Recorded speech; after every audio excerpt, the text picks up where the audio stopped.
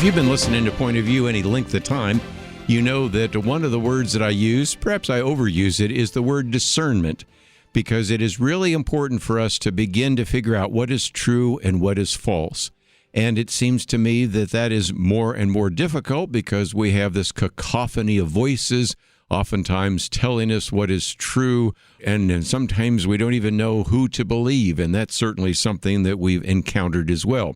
But anything you can do to develop biblical wisdom, anything you can do to develop biblical discernment, I think is going to be very helpful for you in this 21st century world in which we find ourselves in. So that's why I was delighted when this book came across our desk, and it is one that's only been out a short amount of time, Why Bad Looks Good, Biblical Wisdom to Make Smart Choices in Life, Love, and Friendship. And, of course, the title ties in very much with Isaiah 5:20. Woe to those who call evil good and good evil, who put darkness for light and light for darkness, who put bitter for sweet and sweet for bitter. It is written by Dr. Wendy Patrick. She is a career prosecutor, holds a bachelor's degree in psychology, a law degree, as well as a Master of Divinity and a doctorate in theology. Teaches at Trinity Law School, Veritas University, University of San Diego State, individual that no doubt you perhaps have seen, because I've seen her before on Fox News, Fox Business, CNN, and those. She writes a regular column that appears in Psychology Today, and in addition to that has a purple belt in karate and as well performs with the La Jolla Symphony as a concert violinist and also plays the electric violin professionally with a rock band. Is the author of another book that I'm going to encourage you to also consider getting, Reading People. But this new book just came out last month, Why Bad Looks Good, really is something I want to sort of dig into, and maybe we can even have her back in the future to talk about some of the other works that she has put together. So, Wendy, thank you for joining us today here on Point of View. Hey, thank you for having me. Well, let's see if we can get into it. Of course, what I might do is give people an overview of the fact that this is a book that goes into 26 different chapters. So you could read one a day for a month, or you could actually use it in a Sunday school lesson for two sessions, because usually 13 weeks in a quarter. So there are different ways that you can use this. I know I'm going to use it in my own Sunday school class, but let's get into one of the chapters in The Deception of Public Perception. It does seem to me that right now we're going to have to evaluate individuals who are running for office, individuals who are going to want our vote, individuals that are going to already be in elected office. And there is a tendency sometimes for us to be blinded by what's happening in our society. And that's one of the reasons you wrote the book and why you wrote this chapter. Yeah, I have to say one of the reasons I wrote this chapter, and thank you so much for covering this topic, and also recognizing how timely it is, as you say, going into an election cycle. Public perception is really something that we refer to it as the court of public opinion, but it really drives thought in a fashion that we probably never would have recognized or appreciated even 10, 20 years ago. We tend, and I say we very broadly, we tend to believe what we hear, especially if a lot of people are talking about it or a lot of people are agreeing with it, without for a second thinking to ourselves, wait a minute, is it really wise to subscribe to any kind of ideology simply because it's popular, simply because it's trending on social media? So this is exactly you queued it up for me with God of this age has blinded the minds of unbelievers. 2 Corinthians 4:4 is one of my favorite passages that really encapsulates what we're seeing today. The God of this age has blinded the minds of unbelievers so that they cannot see the light of the gospel that displays the glory of Christ. And this is a day and age where that is so true because it is mischaracterized as good and vice versa. So there's a reason it's chapter 1, and you just nailed it. I wanted to start with this wide-ranging public perception mistake that we make when we don't temper what we hear on the news, what we read in the papers, what we see online with biblical wisdom to try to figure out what, if any of it, to believe is true. Two of your other chapters talk about when bad appears beautiful, and then also the deception of dress. And again, if an individual is good-looking, they may do better in a trial. I've got a son-in-law that's a trial attorney just like you, and so the kind of look that you have in front of a jury or a judge is important to how you dress and a number of other things. But if you judge character on the basis of someone being beautiful, being even articulate, being well-dressed, all of which I think are very important, and we're not minimizing that, I think you're going to sometimes be misled, and certainly the Proverbs and the Psalms warn us against that. Oh, that's certainly true. And when bad is beautiful, that's one of the things we've known about that for years. But maybe because I'm a trial lawyer, I entitled another chapter "When Bad Sounds Good: The Seduction of a Silver Tongue." Right? That's how I make my living. But you got to look at more than just something that sounds good. And as you might imagine, the next chapter I called "Bittersweet Nothings." Yes. Hearing what you want to hear. This is something that all of us are susceptible to. Why wouldn't we want to surround ourselves with people that make us feel good, even if we might not completely think that they're authentic or genuine? That's a problem. That is why all the scripture on friendship talks about the wounds of a friend. You have to choose your friends carefully and not just based on what you read in these 26 chapters. Now, I got to tell you, I had a tough time even narrowing this down to 26 because the Bible has so much wisdom on so many topics. It's so many areas. I could have just gone on forever. But I wanted to write this book that it would also be applicable to the secular world, that they would be able to look up chapters based on topic areas to find what they needed and then be absolutely delighted and amazed that this wisdom is actually from the world's bestseller. Get out of the self-help aisle. It's not there. The world's bestseller is the Bible. It's not trendy. It is timeless.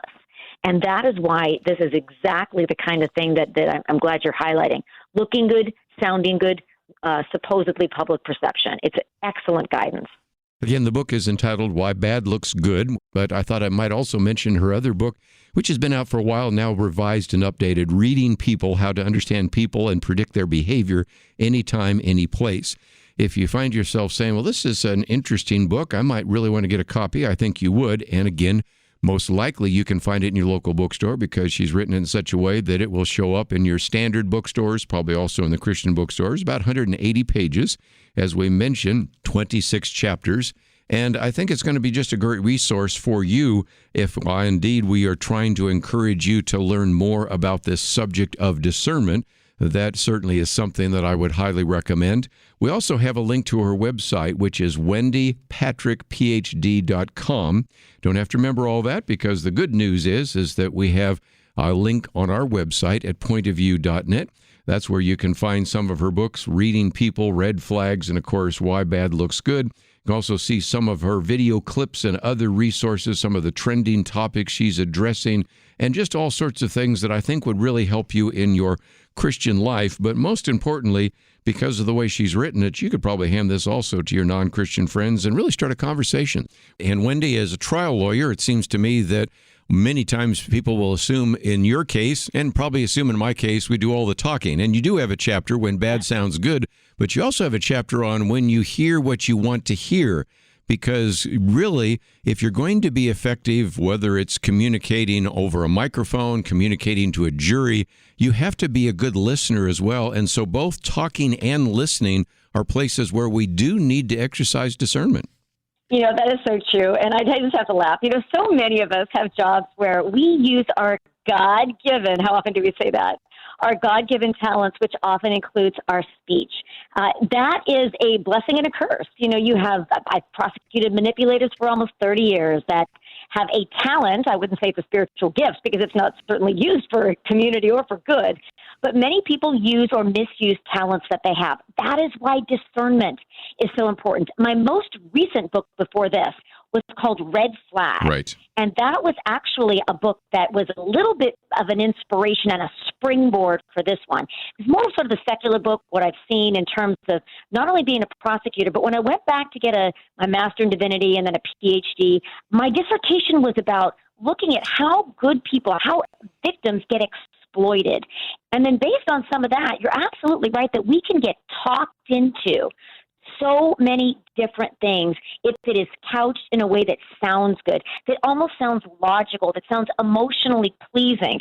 So it is not a surprise that so many of the chapters have to do with really taking a second look, not necessarily at what you see, because obviously that's the very first order, but what you are hearing, and make it consistent, as you say, from the beginning of the program, with the discernment to hear what is true. Couple others real quickly. One, fallacy of feelings. I wanted to cover that one because, of course, you used the verse from Jeremiah 17 about the heart is deceitful above all things and beyond cure.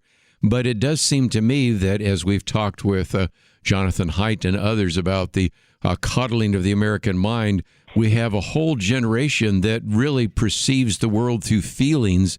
And you warn against that. If we want to have discernment, sometimes just don't trust your gut or feeling. You need to use your mind and use a little bit more discernment, don't you? Oh, that is so true. And I love the word coddling because you're right. I mean, feeling is great. We love to feel good, but that is not why we're here. I mean, the best feeling is when you're doing what you know you should be doing. I mean, there isn't any better feeling than knowing you're walking on the right path and the love of God and in His will. But remember, it's also geared to have secular people recognize something might feel good in the moment or temporarily, but transient feelings, we call it this emotional high, those don't necessarily lead anywhere that's going to actually give you joy or peace or happiness.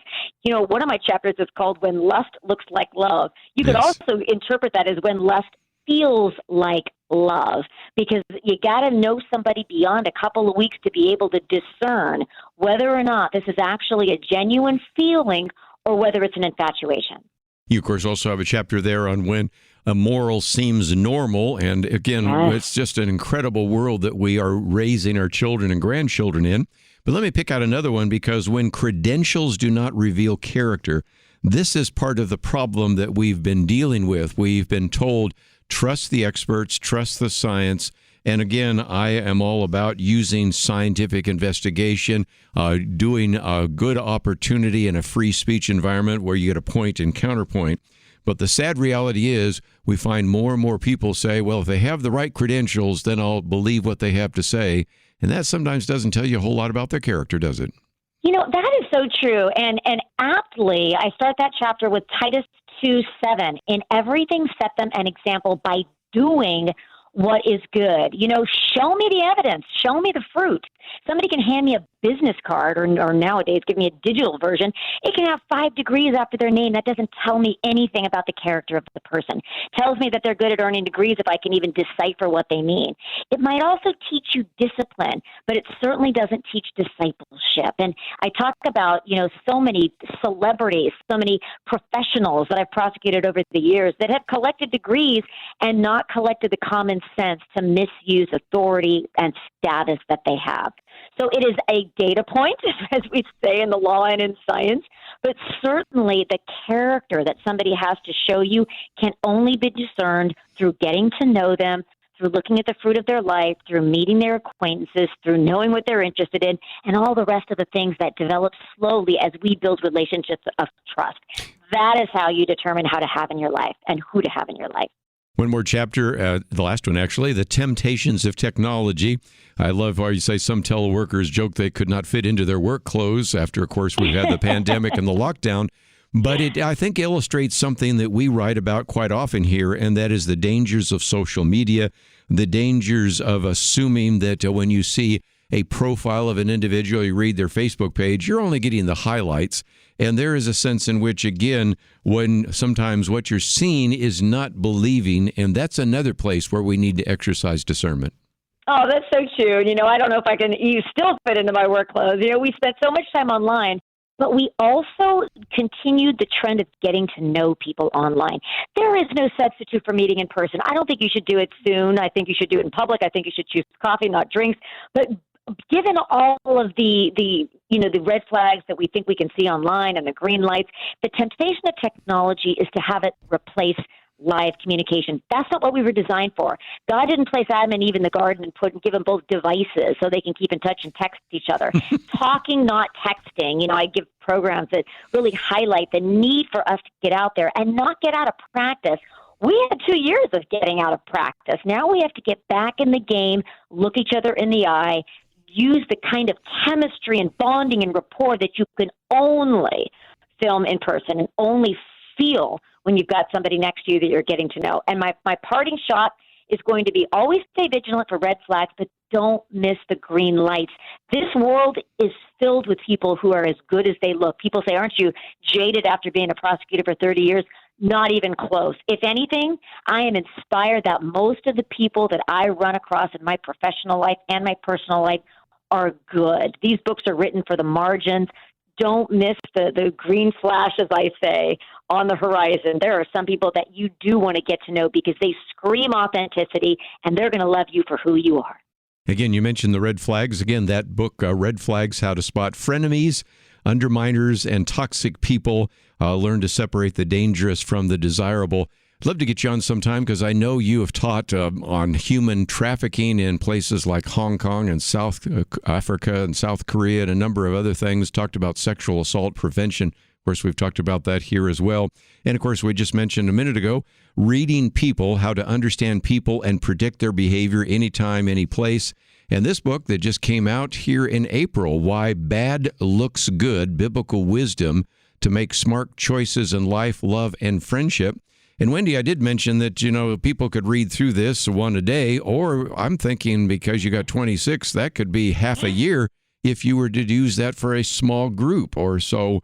Again, that's another great opportunity. So I got to let you go, but it's been great to have you on the program today.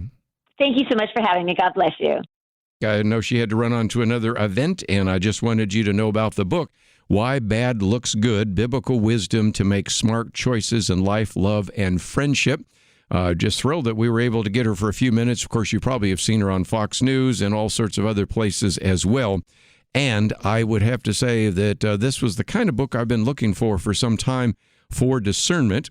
As you well know, sometimes what we oftentimes will do is select what we think are some of the best books and send them out to some of our top donors. We did not do that in our last Truth Team. Don't know if we'll do it in the future, but if we did, this would be one of those books. I think I'm going to start using it in some of the teaching I'm going to do in my classes, and I think you will find it very helpful because, again, 26 chapters.